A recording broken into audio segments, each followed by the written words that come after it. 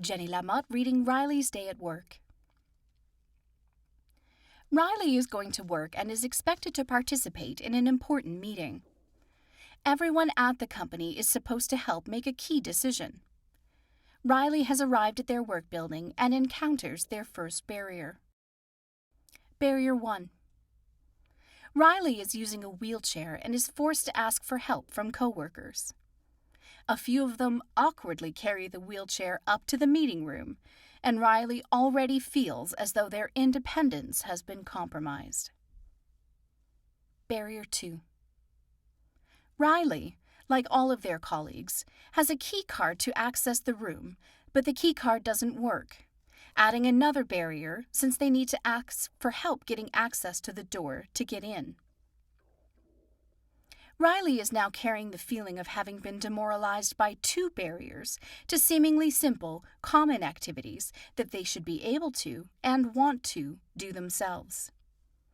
This is the context that Riley is coming into the meeting from, having experienced failures within their environment that others do not encounter.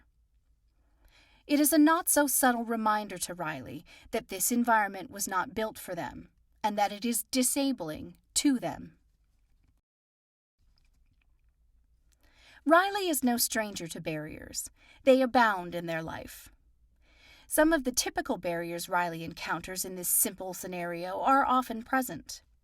The physicality of the space and the ability to navigate themselves around it are fundamental to Riley's independence and feeling of being valued.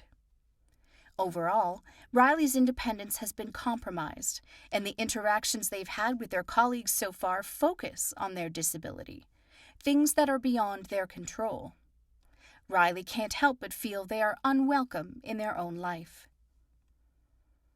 Above, the first barrier was getting to the room. The second was getting into the room, which can be a barrier because a key card fails, or because there's no accessible button, or the door jamb is too narrow. But once in the room, Riley also encounters barriers because there isn't enough room for their chair. This is the context within which Riley is asked to give their ideas, one that can strip them of their independence and can be demoralizing. Barrier 3. Because of the first 2 barriers, Riley is late and interrupts the meeting to get into the door. Riley gets their wheelchair in place and is attempting to open the meeting document. However, something is not working and Riley encounters a third barrier since they are unable to open the PDF. Riley feels embarrassed about not being able to contribute. They feel as though they are not an equal member of the team. Barrier 4. As Riley sits alone, separated from the group, a PowerPoint presentation is being shared by one of their colleagues. Riley has low vision and doesn't have access to all the information being presented. As a result, Riley misses important detail and is now completely lost.